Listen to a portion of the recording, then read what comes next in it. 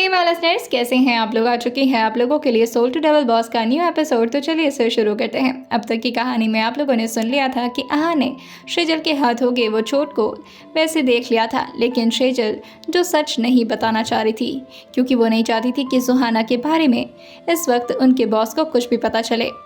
लेकिन आहान को तो पता चल ही चुका था कि ये या तो सुहाना का या फिर तृप्ति का काम होगा, जिसकी वजह से शेजल को आखिर में बताना ही पड़ता है कि उसकी सुहाना दीदी ने किया है। आहान जो उसे रात का खाना खिलाते हैं वो भी थोड़ा डांट करके, क्योंकि इस वक्त शेजल का मूड थोड़ा ऑफ हो चुका था। और उसके बाद आहान उसे ज़बरदस्ती सुला देते हैं। वैसे तो शेजल को ज़्यादा नींद आ नहीं रही थी, लेकिन आहान उसे डांटते हुए कहते हैं अपनी आंखें बंद करो। शेजल जो अपनी आंखों को तुरंत ही बंद कर लेती है और फिर आहान के कहने पर वो धीरे धीरे सो भी जाती है और उसे अब गहरी नींद आ चुकी थी। शेजल जो गहरी नींद में जा चुकी थी, वहीं आहान उसके हाथ की तरफ देखते हैं और फिर उसके ठीक बगल में आकर के बैठते हुए उसके हाथ को धीरे धीरे अपने हाथों से सहलाने लगते हैं। जहाँ जहाँ उसे चोट लगी थी, आहान अपने हाथों से उसको फर्स्ट एड लगा करके ठीक करते हैं और उसके चेहरे की तरफ देखते हुए कहते हैं अगर इतनी सीधी बनोगी तो ये दुनिया तुम्हें खा जाएगी।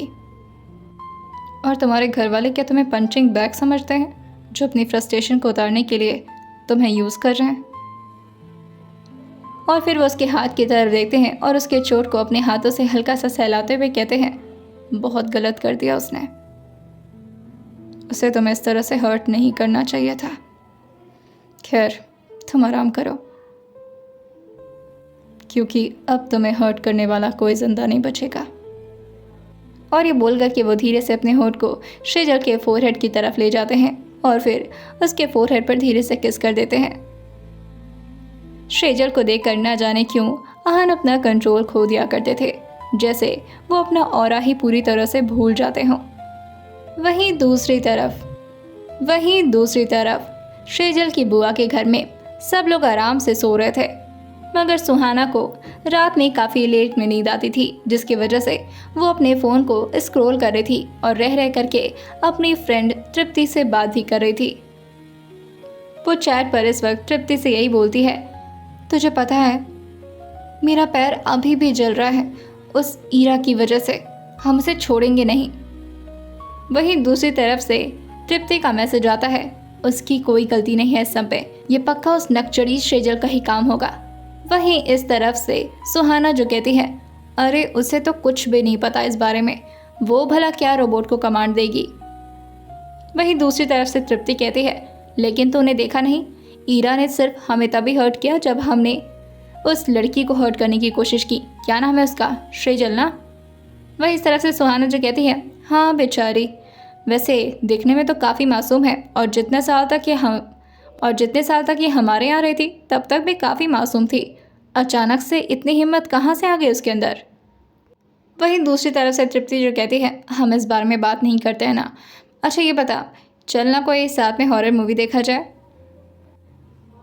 इस तरफ से सुहाना जो कहती है इतनी रात में तुझे डर नहीं लगता।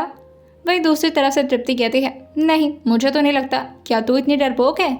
सुहाना जो कहती है मुझे भी डर नहीं लगता, एक काम करते हैं चल देख ही लेते हैं। और वहीं सुहाना जो कि अपने ठीक सामने लगे टीवी को ऑन कर देती है। दूसरी तरफ से तृप्ति जो उसको मैसेज करते हुए कहती है मैं भी जा रही हूँ हॉरर मूवी देखने, चल कल आकर के डिस्कस करेंगे ओके। इधर से सुहाना जो कहती है हाँ ओके। लेकिन तभी उसके छत से कुछ आवाज़ आती है, जिसे सुन करके सुहाना थोड़ा घबराते हुए कहती है अरे सुन तृप्ति, पता नहीं ये आवाज़ कुछ आ रही है यार। वहीं तृप्ति दूसरी तरफ से टेक्स्ट करते हुए कहती अभी से डर गई, अभी तो मूवी स्टार्ट हुई होगी मैडम, और तू कह रही थी कि तुझे डर नहीं लगता है। वहीं सुहाना जो कहती है आई एम सीरियस डूड, सच में आवाज़ आ रही है।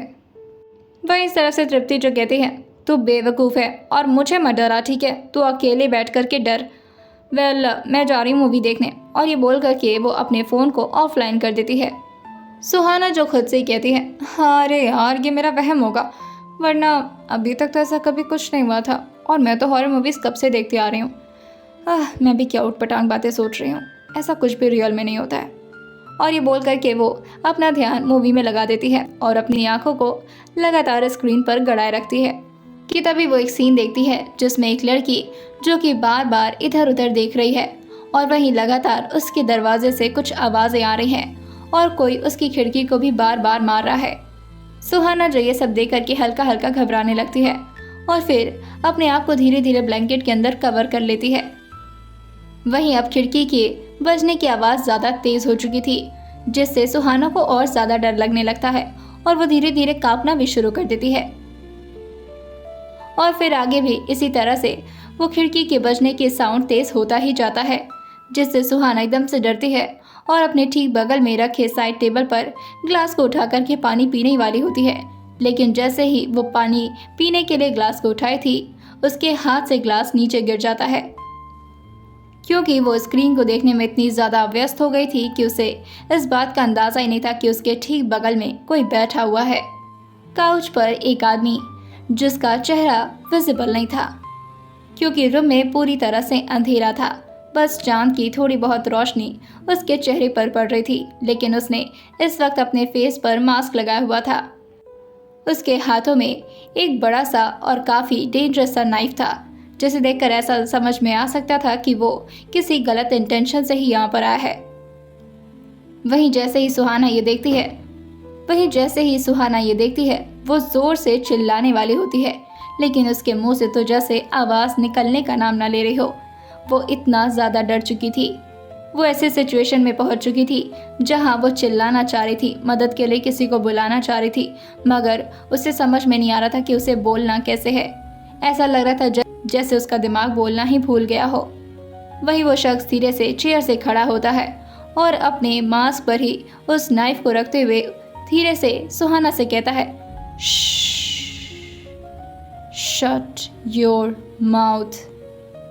चिल्लाने का कोई फायदा नहीं होगा। टीवी की वॉल्यूम काफी तेज होने के बावजूद भी सुहाना को उस आदमी की आवाज ठीक ठाक सुनाई दे जा रही थी और वहीं वो लगातार पीछे होती जा रही थी। वहीं वो आदमी जो कि अब अपने घुटने को सुहाना के बेड पर रखता है। सुहाना जो पीछे जाती जा रही थी, लेकिन वो ज्यादा दूर कहाँ ही भाग पाती। उसके ठीक पीछे दीवार था और वो जाकर के दीवार से टेक लगा लेती है। वो इधर उधर भागने की भी कोशिश करती है, मगर उसका भी कोई फायदा नहीं था। वो आदमी जो कि दिखने में तो काफी ज्यादा भयानक और डरावना लग रहा था, उसका चेहरा नजर नहीं आ रहा था, मगर उसकी आंखें जो कि अंधेरे में भी जैसे चमक रही हों। वही सुहाना जो बुरी तरह से इस वक्त कांप रही थी और बस उसके हाथ उस आदमी के सामने जुड़ गए थे। वो आदमी जो कि टीवी के वॉल्यूम को और तेज बढ़ा देता है ताकि रूम के अंदर जो भी कुछ हो रहा है वो बाहर किसी को सुनाई ना दे। वो आदमी जो कि सुहाना के हाथ को जोर से पकड़ता है और अपने हाथों से उसके दोनों कलाइयों को एक ही हाथ में जकड़ लेता है और उसके उंगलियों को बहुत ही ध्यान से देखने लगता है। ऐसा लग रहा था जैसे कि वो कोई नॉर्मल नहीं बल्कि कोई साइकोपैथ इंसान हो। और स्पेशली वो उसके फिंगर्स को देखता है और उसके बाद उसके नेल्स पर अपने हाथ को धीरे से फेरता है और फिर अपने नाइफ को लेकर के उसके नेल्स को धीरे धीरे टच करने लगता है। सुहाना जिसके पूरी तरह पसीने छूट रहे थे और वो लगातार कांपे जा रही थी, उसके मुंह से आवाज़ निकलने का नाम नहीं ले रही थी, मगर जैसे ही उसके फिंगर पर धीरे से वो नाइफ ज़्यादा चुभता है तो वो थोड़ा चिल्लाते हुए कहती है, दर्द हो रहा है, छोड़ दीजिए प्लीज़। कौन है आप? वो बहुत ही बुरी तरह से कांप रही थी और अब जाकर के उसकी आवाज़ उसके मुंह से निकल पाई थी। वो पूरी तरह कांपते हुए कहती है, देखिए मैं आपको नहीं जानती, प्लीज़ जाइए यहाँ से। वो अपनी मम्मी को बुलाने वाली होती है, लेकिन तब तक काफ़ी देर हो चुकी थी। वो आदमी जो कि उसके मुंह पर अपना एक हाथ रखता है, उसके हाथ में लेदर का ग्लव्स था और वो अपनी आंखों को उसकी आंखों से मिलाता है और उसके कान में आकर धीरे से कहता है, एकदम चुप रहो, मैं तुम्हें हर्ट नहीं करने वाला, सिर्फ तुम्हारे नाखूनों को निकालने वाला हूँ। तो अगर तुम नहीं चिल्लाती हो तो सिर्फ नाखून निकलेंगे और अगर तुमने चिल्लाया तो पूरी उंगलियां निकाल दूंगा। जैसे ही सुहाना ने सुना था, उसकी सिट्टी पिट्टी पूरी तरह से गायब हो चुकी थी। उसकी आंखें ऐसी खुली की खुली रह गई थीं जैसे कि वो जिंदा लाश बन गई हो। उसको समझ नहीं आ रहा था कि अब वो आगे क्या करे। वहीं वो आदमी जो कि अपने नाइफ को साइड के टेबल पर रखता है और अपने पॉकेट से कुछ निकालने लगता है। उसका एक हाथ अभी भी सुहाना के दोनों हाथ को अपने हाथों में जकड़ा हुआ था। उसने अपने पॉकेट से एक छोटा सा प्लायर निकाला था जो कि किसी चीज को जोर से दबाने में काम आता था या फिर किसी चीज को खींचने के लिए काम आता था। सुहाना ये देख करके और ज्यादा घबराने लगती है और अब उसकी बॉडी ऐसे कांप रही थी जैसे कि उसके शरीर में ही भूकंप आ रहा हो। सुहाना जो अपने हाथ को छुड़ाने भी लगती है, लेकिन तभी उस आदमी की नजर उसके नेल से हट करके फिर से उसके चेहरे पर जाती है और फिर वो उसके होंठों की तरफ उसी प्लायर को बढ़ाते हुए कहता है, आवाज मत करना वरना तुम्हारे नेल्स, तुम्हारी उंगलियां और तुम्हारे ये होंठ सबको बहुत बुरी तरह से टॉर्चर करूंगा। सुहाना जो अपने सिर को बस नाम में हिला रही थी और वहीं वो कांपे जा रही थी, वहीं अब वो आदमी जो कि सुहाना के नेल्स पर प्लायर को रखता है और जोर से प्लायर को दबा देता है। सुहाना अभी भी अपने सिर को लगातार नाम में हिलाए जा रही थी, लेकिन वो आदमी जो कि पूरी तरह से अब बेदर्द बन चुका था, वो एक हाथ से सुहाना की दोनों कलाइयों को छोड़ देता है और बस अभी प्लायर से वो सुहाना के एक नेल को पकड़ा हुआ था। वो अपने दूसरे हाथ से सुहाना के मुंह पर जोर से हाथ रखता है और बहुत ही बेदर्दी से वो उस प्लायर को जोर से खींच देता है। सुहाना एकदम से कसमसा चुकी थी और वो जोर से चिल्लाती है, मगर उसकी आवाज़ उस आदमी के हाथ के अंदर ही दब कर रह जाती है। वहीं सुहाना जो कि बहुत ही बुरी तरह से तड़प रही थी, उसकी पूरी शरीर अब और बुरी तरह से कांपने लगी थी, वो भी दर्द की वजह से। उसकी उंगली से खून भी निकलने लगा था। सुहाना अभी अपनी आंखें बंद कर चुकी थी। वहीं वो आदमी जो कि अपने एक हाथ को सुहाना की गाल पर जोर से रख करके उसे दबाते हुए कहता है, अभी तो ये सिर्फ एक नील की बात थी, डालना है। अगर एक में ही इतनी तकलीफ हो रही है तो बाकी 9 उनका क्या होगा, और उसको निकालते वक्त तुम्हें कितनी तकलीफ होगी। सुहाना जो हाथ जोड़ते हुए उस आदमी से कहती है, प्लीज जाने दो, छोड़ दो, मत करो, बहुत दर्द हो रहा है। वो बस लगातार कांपे जा रही थी, मगर उस आदमी के आंखों में उसके लिए ज़रा भी दया नहीं थी। वो अपने बगल में रखे एक कपड़े को देखता है जो कि स्लीपिंग बैंड था। वो स्लीपिंग बैंड को उसके मुंह पर लगाता है और ज़ोर से पीछे की तरफ बांध देता है और उससे कहता है, अब एकदम शांत रहना और नज़ारे का मज़ा लो। और फिर एक एक करके पूरी बेदर्दी से वो उसके नाखूनों को निकालते जा रहा था। जैसे ही वो 5 नाखूनों को निकालता है, बस अब क्या था, सुहाना अपनी जगह पर दर्द के मारे बेहोश हो चुकी थी। लेकिन उस आदमी को तो जैसे अभी भी सुकून ना मिला हो और वो सुहाना को और ज़्यादा तड़पते हुए देखना चाहता था, जिसके वजह से वो बगल में रखे ग्लास के पानी को उसके मुंह पर मारता है और उसे जगाते हुए कहता है, इतनी जल्दी बेहोश नहीं हो सकती तुम, अभी तो तुम्हें और दर्द सहना होगा। वो सुहाना को फिर से उठाता है, लेकिन सुहाना नहीं उठती और फिर वो सुहाना के गाल को जोर से दीवार की तरफ झटकते हुए कहता है, चलो आज के लिए इतना लेसन काफ़ी था, लेकिन ये मत समझना कि मैंने तुम्हें माफ़ कर दिया है। अभी तुम्हें और बुरी मौत मिलेगी। मारूंगा नहीं तुम्हें, लेकिन इतना दर्द दूंगा कि मौत के लिए भीख मांगोगी मेरे सामने।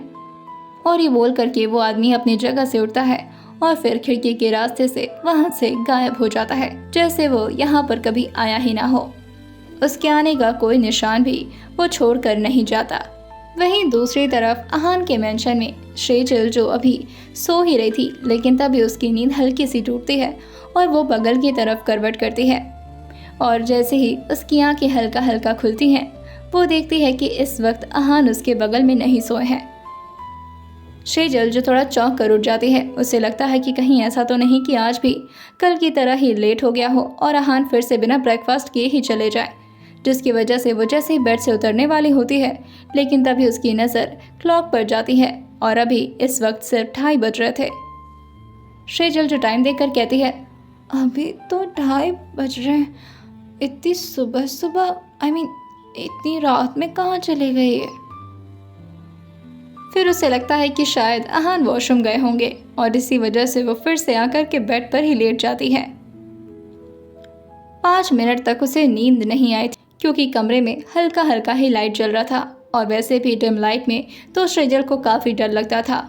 उसे भूत वगैरह से काफ़ी ज़्यादा दिक्कत थी। इसी वजह से वो चाह रही थी कि अहान आए तभी वो अपनी आंखें बंद करके सो पाएगी। लेकिन 5 से 10 मिनट हो जाते हैं और अहान नहीं आते।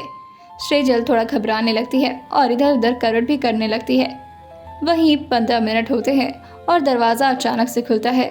सृजल थोड़ा डर गई थी जिसकी वजह से वो खुद को ब्लैंकेट के अंदर छुपा लेती है। वहीं ये कोई और नहीं बल्कि अहान ही थे। अहान जो कि अंदर आते हैं। वहीं अहान को लगता है कि सृजल अभी गहरी नींद में ब्लैंकेट के अंदर छुपी सो रही है। वहीं अहान इस बात का अच्छे से ख्याल रखते हैं कि सृजल को ज़रा भी उनके आने से डिस्टर्बेंस नहीं होनी चाहिए और वो चुपचाप से ड्रेसिंग रूम के अंदर चले जाते हैं। वहीं सृजल जो ब्लैंकेट के अंदर छुपी दुबकी हुई थी उसे लग रहा था कि शायद कोई भूत आ चुका है। वहीं वो बस भगवान से प्रार्थना करते हुए कहती है, ये बॉस कहाँ रह गए, काश आ जाते, रात में मुझे अकेले छोड़ दिया है, कमरा भी इतना बड़ा है और अंधेरा भी है। हे भगवान क्या करूँ क्या करूँ। जय हनुमान जी, जय हनुमान जी, जय हनुमान जी, जय हनुमान जी, जय हनुमान जी। वहीं सृजल लगातार हनुमान जी का जप कर ही रही थी कि तभी अचानक से उसके ऊपर कुछ महसूस होता है, कुछ भारी भारी सा, जिससे सृजल एकदम से डर जाती है और एकदम से अपने आप को ब्लैंकेट से बाहर निकालते हुए जोर से चिल्लाते हुए कहती है, क्या है, कौन है, हटो यहाँ से। और ये बोल करके वो जैसे ही ब्लैंकेट को पूरी तरह से अपने ऊपर से हटाई थी वो देखती है कि अहान जो कि अपने हाथ को उसके ऊपर रखे हुए हैं। जहां अहान को लगा था कि इस वक्त सृजल काफ़ी गहरी नींद में जा चुकी है, वहीं इस वक्त तो सृजल लगातार डर रही थी। और दूसरी तरफ जहां सृजल को लगा था कि ये शायद कोई भूत है, लेकिन ये तो अहान थे। जैसे ही सृजल अहान को देखती है वो एकदम से चुप हो जाती है और वहीं अहान उसके गाल पर सहलाते हुए कहते हैं, क्या हो गया, मैं हूँ। इतना डर क्यों रही हो तुम। वहीं सृजल थोड़ा कांपते हुए कहती है, आप कहाँ से आ गए, आप तो यहाँ नहीं थे ना। वहीं अहान उससे कहते हैं, मैं तो यहीं था, बस थोड़ी देर के लिए बाहर गया था। सृजल जी कहती है, आप ऐसे कैसे चले गए थे। और ये बोल करके वो ज़ोर से अहान की तरफ ही आ जाती है। अहान ने सिर्फ इस वक्त लोअर पहना हुआ था और वहीं सृजल जो अहान के करीब आकर के ज़ोर से उनके सीने से लग जाती है क्योंकि इस वक्त वो काफ़ी ज़्यादा डरी हुई थी और उसे कोई चाहिए था जिससे वो आराम से गले लगा करके अपने सारे दर्द को बयां कर सके और सारे डर को भी ख़त्म कर सके। वहीं जैसे ही सृजल अहान की इतना क्लोज आती है, अहान का दिमाग जो कि पूरी तरह से अपना काम करना छोड़ चुका था और वहीं उनका दिल जो कि इस वक्त उनके दिमाग को डोमिनेट करना शुरू कर दिया था। जहाँ सृजल लगातार अपने हाथों को अहान के चेस्ट पर रखे हुए थोड़ा कांपते हुए डरे जा रही थी, वहीं दूसरी तरफ अहान जिसके चेस्ट के अंदर उनके दिल की धड़कनें बढ़ती जा रही थी। अहान जो गहरी गहरी सांसें लेते हुए सृजल के इन हरकतों को इग्नोर करने की कोशिश कर रहे थे और वहीं वो उसके बाजों पर हाथ रख करके उसे अपने आप से थोड़ा दूर भी करते हैं, मगर सृजल जो अपने चेहरे को ठीक अहान की तरफ करते हुए बहुत ही धीरे से कहती है, मुझे बहुत डर लग रहा है, मुझे लगा कि कोई भूत आ गया। मेरे 2:30 बजे भूत बहुत घूमते इधर उधर। वहीं अहान जो सृजल के चेहरे को अपने इतना करीब पा करके अपना कंट्रोल धीरे धीरे लूज करने लगते हैं और अपने चेहरे को सृजल के थोड़ा और करीब ला देते हैं। अब अहान और सृजल दोनों के चेहरे पर एक दूसरे की सांसें महसूस होना शुरू हो गई थी। सृजल को तो इस बात से ज़्यादा फर्क नहीं पड़ रहा था, लेकिन अहान की हालत इससे ख़राब हो रही थी। सृजल ने इस वक्त अपने चेहरे को हल्का सा उठाया हुआ था क्योंकि वो इस वक्त अहान के चेहरे की तरफ देख रही थी, लेकिन फिर वो अपने चेहरे को नीचे करती है और फिर दूसरी तरफ करवट करके सोने लगती है। वहीं अहान जैसे ही उसे दूसरी तरफ करवट होता देखते हैं, वो उसकी कमर पर हाथ रखते हैं और उसे अपनी तरफ खींचते हुए कहते हैं, कहाँ दूसरी तरफ मुँह कर लिया मुझे बेचैन करके।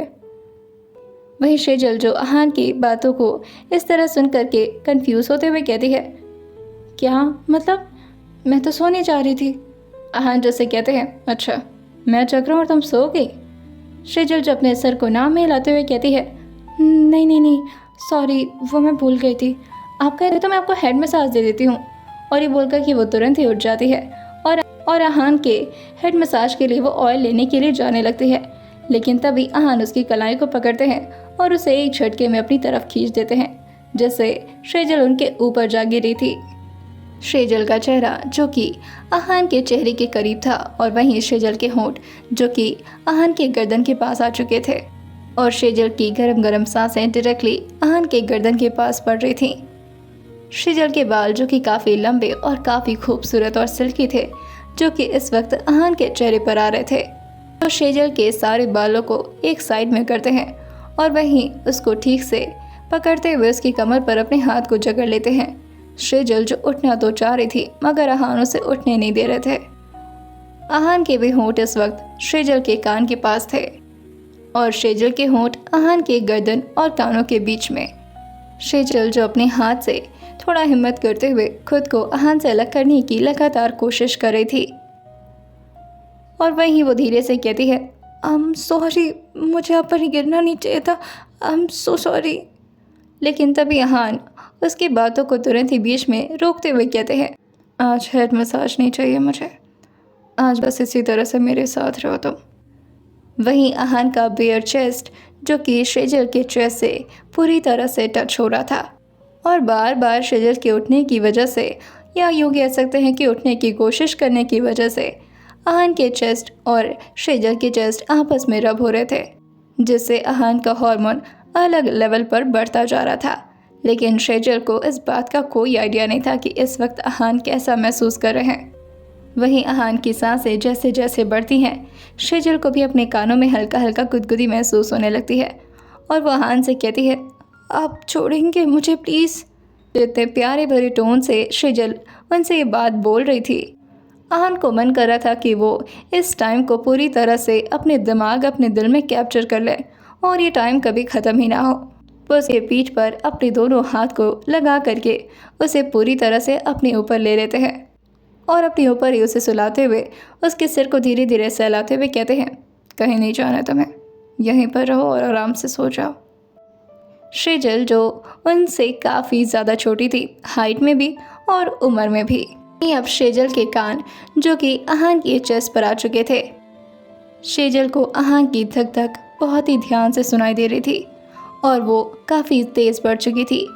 शेजल जो धीरे से अहान से दूर होने की कोशिश करते हुए कहती है, आपकी तबीयत शायद ख़राब हो रही है, आपकी धड़कन बहुत तेज़ हो गई है, मुझे ऐसा लगता है आपको डॉक्टर से बात करनी चाहिए। अहान जो से कहते हैं, क्यों, इतनी भी तेज़ नहीं है। शेजल जो कहती है, नहीं है तेज़, सच में। वैसे वाकई में ही अहान की धड़कन काफ़ी हद तक अपनी रफ्तार पकड़ चुकी थी और ऐसा लग रहा था जैसे कि नॉर्मल हार्ट बीट तो बिल्कुल नहीं है। लेकिन अब शेजल को कहाँ पता था कि इस हार्ट बीट की रीज़न भी शेजल ही बन चुकी है। अहान जो उसके सिर को फिर से अपने चेस्ट पर रखते हुए कहते हैं, मुझे इस वक्त डॉक्टर की नहीं, सिर्फ तुम्हारी ज़रूरत है। और ये बोल कर के वो अपनी आंखें बंद कर लेते हैं और शेजल को काफ़ी ज़ोर से हक कर लेते हैं। वहीं शेजल किसी गुड़िया की तरह अहान के ऊपर बस पड़ी हुई थी। उसे उस पोजीशन में नींद तो बिल्कुल नहीं आ रही थी और आती भी भला कैसे ही। अहान के इतने मस्कुलर चेस्ट, ऊपर से उनके एब्स जो कि लगातार शेजल के सॉफ्ट बॉडी को गढ़ रहे थे और ऐसे ऊट पटांग जगह पर वो कैसे सो सकती थी। वो अपने हाथ को भी अहान के चेस्ट पर ठीक से रख नहीं पा रही थी। उसके हाथ जो कि बेड पर ही लटक रहे थे। उसे ये सब काफ़ी ज़्यादा ऑकवर्ड लग रहा था। वहीं अहान को तो शेजल कितने करीब रह करके काफ़ी अच्छी नींद आ गई थी, मगर शेजल को नहीं। वो जैसे ही देखती है कि अहान गहरी नींद में जा चुके हैं, वो अपने हाथों को पीछे की तरफ करती है और अहान के हाथों को अपनी कमर से हटाने लगती है। वहीं उसकी कोशिश अब धीरे धीरे कामयाबी हो रही थी। अहान का एक हाथ जो कि उसके कमर से हट जाता है और वो दूसरे साइड में अहान के हाथ को रख देती है। वहीं अहान का दूसरा हाथ जो कि अभी भी शेजल की कमर को जकड़ा हुआ था, शेजल उसे भी धीरे धीरे छुड़ाने लगती है और जैसे ही वो पूरा हाथ छुड़ा पाती, अहान जो कि करवट ले लेते हैं और अब शेजल जो कि बेड पर आ चुकी थी और अहान उसे काफ़ी ज़्यादा अपने क्लोज खींच करके उसके साथ उसके सामने आकर के चिपक कर सो जाते हैं। और अब तो अहान के पैर जो कि शेजल के ऊपर जा चुके थे। अब शेजल को इससे काफ़ी अपनाहट हो रही थी। इस वक्त अहान के पैर जो कि शेजल के पेट पर थे और उसका नाजुक पेट जो कि काफ़ी हद तक दब रहा था। शेजल जो अहान के पैर की तरफ देखते हुए कहती है, मुझे क्या ये तकिया समझते हैं? ऐसा कैसे कर सकते हैं मेरे साथ? अब तक का सबसे ज़्यादा हार्ड पनिशमेंट था ये। हाँ, मुझे तो ठीक से सांस भी नहीं आ रही। हाँ। वहीं वो अहान के चेहरे की तरफ ध्यान से देखती है। सोते हुए वो भी काफ़ी मासूम लग रहे थे।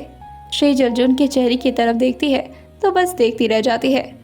वो अपने एक हाथ को उनके आईलैशेस पर धीरे धीरे सहलाते हुए कहती है, इनकी कितनी सुंदर हैं, इनकी नाक भी अच्छी है और इनका फोरहेड वो भी कितना प्यारा है, और इनका गाल वैसे तो ये मेरे सामने कभी मुस्कुराते ही नहीं हैं, लेकिन जब मुस्कुराते हैं तो इनके डिम्पल पड़ता है ना। शेजल खुद से धीरे धीरे बातें किए जा रही थी, लेकिन न जाने क्यों अहान के चेहरे पर यह सब सुन करके स्माइल आ जाती है। और जैसे ही शेजल ये देखती है कि अहान स्माइल कर रहे हैं और उनका डिम्पल फिर से उनके चेहरे पर पड़ रहा है, शेजल थोड़े भावों को सिकोड़ते हुए कहती है, क्या इन्हें मेरी आवाज़ सुनाई दे रही है और ये हंस क्यों रहे हैं?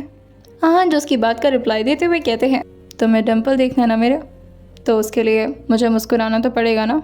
जैसे ही शेजल अहान की बात सुनी थी, वो तुरंत ही अपने चेहरे को दूसरी तरफ करके अपनी आंखों को ज़ोर से बंद करती है और अपनी जीभ को अपने दादू तले काटते हुए कहती है, तेरी फंस गई मैं तो। इन्होंने मेरी सारी बातें सुन ली, अब क्या करेंगे वो और क्या कहेंगे? कितनी गंदी लड़की समझेंगे ना मुझे कि मैंने रात में इस तरह से देख रही हूँ। छी, मैं कितनी गंदी हो गई हूँ। अहान जो उसके चेहरे को अपनी तरफ करते हुए कहते हैं, इसी तरह से देखती रहो मुझे। एक तुम्हें को तो हक है इस तरह से मुझे प्यार से देखने का, कोई और इस तरह से नहीं देख सकता मुझे, वरना मैं उसकी आंखें निकाल दूंगा। शेजल जो अहान की बातों को सुनती है तो धीरे से कहती है, ये सोते हुए कहीं बड़बड़ा तो नहीं रहे? सपना देख रहे हैं शायद, मेरी बात थोड़ी ना सुन रहे होंगे, कितनी गहरी नींद में लग रहे हैं। और फिर वो धीरे से अपने हाथों को अहान के गाल के पास ले जाने लगती है। उसे लगता है शायद अहान इस वक्त गहरी नींद में सो रहे हैं, लेकिन जैसे ही शेजल के हाथ अहान के चेहरे तक आए थे, अहान खुद ही उसके हाथों को अपने गाल पर रखते हैं और धीरे धीरे अपने गाल को उसके हाथों से सहलाते हुए कहते हैं, तुम्हारे हाथ काफ़ी सॉफ्ट हैं। और ये बोल करके वो अपने सिर को पिलो से हटाते हैं और ठीक शेजल के चेस्ट पर ले आकर के रख देते हैं और फिर उसे तकिया समझ करके चिपका करके सो जाते हैं। वहीं शेजल जो अब और ज़्यादा दिक्कत में फंस चुकी थी और वो धीरे से कहती है, मुझे सांस नहीं आ रही, क्या कर रहे हैं आप? अहान जो उसके तरफ अपने चेहरे को उठा कर दे, वहीं अहान जो उसके चेहरे की तरफ अपने चेहरे को उठा करके देखते हुए कहते हैं, सांस नहीं आ रही? शेजल जो कहती है, नहीं सांस नहीं आ रही, आप थोड़ा दूर होंगे प्लीज़। वहीं अहान उससे कहते हैं, अच्छा और क्यों? शेजल जो कहती है, आप बहुत भारी है ना, मैं बहुत पतली हूँ, आप ऐसे मेरे सीने पे सर रख लेंगे तो सांस कैसे आएगी? अहान जो अब अपनी आंखें खोल चुके थे और वहीं वो उसके सॉफ्ट होंठ को देखकर कहते हैं, कोई बात नहीं, मैं तुम्हें सांस दे सकता हूँ। और ये बोल करके उसके चेहरे की तरफ झुकते हैं और उसके नरम नरम होठों को अपने होठों से धीरे से टच कर लेते हैं। वो भी हल्का सा अपने होठों को शेजल के होठों से रब किए ही थे कि तभी शेजल जल्दी से अपने चेहरे को दूसरी तरफ कर लेती है और अपनी आंखों को जोर से बंद कर लेती है। उसके दोनों हाथ जो कि अभी बेडशीट को जोर से अपने मुट्ठी में कस लिए थे और उसकी आंखें भी जोर से बंद हो चुकी थी। अहान जैसे ही शेजल को इस तरह खुद को रेजिस्ट करता हुआ देखते हैं तो वो उसके चेहरे को फिर से अपनी तरफ करते हुए कहते हैं, तुम मुझे इग्नोर कैसे कर रही हो और मैं तुम्हें किस करने जा रहा था, तुमने अपना चेहरा दूसरी तरफ कैसे कर लिया? शेजल अभी भी अपनी आंखों को उसी तरह से बंद की हुई थी और उसके हाथ अभी भी बेडशीट को कसे हुए थे। वो अहान का कोई जवाब ही नहीं देती, जिससे अहान उसके गालों को जोर से दबाते हैं, जिससे उसके होंठों का पाउट बन जाता है। उसके होंठ जो कि हार्ट शेप के थे और बिल्कुल किसी रोज़ के पंखुड़ी की तरह मुलायम और बहुत ही ज़्यादा सॉफ्ट। अहान जो उसके होंठों की तरफ देखते हुए कहते हैं, मैंने कुछ पूछा है तुमसे, जवाब दो मुझे उसका। कैसे की हिम्मत मुझे इग्नोर करने की? हाँ, अब शेजल भला कैसे जवाब देती, लेकिन अहान का कमांड था तो कुछ ना कुछ तो उसे बोलना ही था। तो वो अहान का जवाब देते हुए कहती है, मुझे मुझे मेरा मुंह तो छोड़िए। वो कुछ बोल नहीं पा रही थी क्योंकि वो इस हालत में कैसे ही बोलती। अहान जो उसकी बात को सुनते हैं तो उनके चेहरे पर एक फिर से स्माइल तैर जाती है और वो उसको देखकर कहते हैं, तुम कितनी क्यूट हो यार, मन तो करता तो मैं खा जाऊं। श्रीजल जो अहान की बात को सुनती है तो झटके से अपनी आंखों को बड़ी बड़ी करके खोल लेती है और अपने चेहरे को जल्दी में ना में हिलाते हुए कहती है, नहीं, मुझे मत खाइएगा प्लीज़। अगर आप मुझे खाएंगे तो आप नॉन वेजिटेरियन बन जाएंगे। अहान जो उसके गाल पर अपने होठों को रखते हैं और ज़ोर से उसे किस करते हुए कहते हैं, आज तो तुम नहीं बचने वाली। कोई इतना क्यूट कैसे हो सकता है, इतनी मासूम, इतना क्यूट, दुनिया से बिल्कुल अनजान, इतनी प्यारी क्यों हो तुम? हाँ। और ये बोल करके वो उसके गाल को छोड़ देते हैं और फिर उसकी आंखों की तरफ देखते हुए कहते हैं, तुमने कभी किस को एक्सपीरियंस किया है? श्रीजल जो कहती है, किस को एक्सपीरियंस किया मतलब? हाँ जो से कहते हैं, मेरा मतलब है किस किया है कभी? श्रीजल जो कहती है, हाँ ये सब नहीं करती मैं, गंदी बात होती है। हाँ जो वे जैसे ही श्रीजल के चेहरे को दूसरी तरफ होता देखते हैं वो उसके चेहरे को फिर से अपनी तरफ करते हुए कहते हैं, तुम बार बार अपने चेहरे को इधर उधर क्या कर रही हो? मुझे देखकर बात करो और अपनी आंखों को मुझ पर रखो। श्रीजल जो धीरे से अपनी पलक को ऊपर की तरफ उठाती है और अहान को अपने ठीक ऊपर देख करके वो फिर से अपनी पलकों को नीचे झपका लेती है। अहान जो से कहते हैं, I said eyes on me. Srijal को समझ नहीं आ रहा था कि अब वो क्या करे। वो अहान से कहती है, काफ़ी रात हो गई है, आपको सो जाना चाहिए और मुझे भी सोना है, और आप इस तरह से मेरे ऊपर रहेंगे तो मैं दब जाऊंगी। सुबह उठ करके ऑफिस पे जाना है और मुझे ब्रेकफास्ट बनाना है ना। अहान जो से कहते हैं, तो तुम्हें ब्रेकफास्ट बनाना है? तुम्हें पता है मैंने डिनर नहीं किया ठीक से। श्रीजल जो कहती है, आप झूठ बोल रहे हैं, मेरे सामने तो कहाँ है? हाँ जो कहते हैं, हाँ मगर इतना क्यूट डिनर तो नहीं किया ना। और ये बोल करके वो श्रीजल की तरफ इशारा कर रहे थे। श्रीजल जो कहती है, देखिए प्लीज़ सो जाने दीजिए मुझे, और आप इस तरह से अपने पैर को मेरे पेट पर मत रखिए, दर्द हो रहा है। इस वक्त भी श्रीजल को थोड़ा थोड़ा पेन हो रहा था क्योंकि जब तक उसके पीरियड्स रहते थे उसे काफ़ी तकलीफ़ होती थी उसके पेट में। और जैसे ही हान को पता चलता है वो एक झटके में ही श्रीजल से अलग होते हुए कहते हैं, ओह सॉरी, मुझे बिल्कुल भी याद नहीं आया। श्रीजल जो कहती है, नहीं कोई बात नहीं, बस वो मुझे लगा कि आपको बता दूँ। हाँ जैसे कहते हैं, ऑब्वियसली तुम्हें पहले ही बताना चाहिए था, मैं पता नहीं कैसे भूल गया। और फिर वो उसके पेट को धीरे से अपने हाथ से चलाते हुए कहते हैं, ज़्यादा दर्द तो नहीं हो रहा? श्रीजल जो कहती है, नहीं अभी नहीं हो रहा है। हाँ जैसे कहते हैं, तुम आराम से सो जाओ, अब मैं तंग भी नहीं करूँगा तुम्हें। और श्रीजल जैसे ही ये सुन करके खुश हुई थी और करवट ले करके सोने वाली होती है, लेकिन तभी अहान उससे कहते हैं, उधर नहीं, मेरी तरफ चेहरा करके सो, वरना मुझे नींद नहीं आएगी। अहान की बात सुनकर के श्रीजल अहान के सीने के पास ही आकर के अपना चेहरा करती है और फिर अपनी आंखें बंद कर लेती है। वहीं अहान भी उसे काफ़ी करीब से गले लगा करके बहुत ही चैन की नींद लेने लगे थे। आइए जानते हैं आखिर किसने किया था सुहाना का ये हालत, और आखिर क्या होगा अगले दिन, और क्या श्रीजल और अहान के बीच सब कुछ अब शॉर्टेड हो चुका है? क्या अहान समझने लगे हैं कि वो श्रीजल के लिए कुछ महसूस करते हैं या नहीं? आइए जानते हैं आखिर ऐसा कौन सा पास था अहान का जो कि बार बार वो श्रीजल से दूर जाने की कोशिश करते थे। आइए जानते हैं ऐसे आने वाला एपिसोड में, और सुनते रहिए सोल टू डेविल बॉस सिर्फ और सिर्फ स्टोरी विद सौम्य के साथ।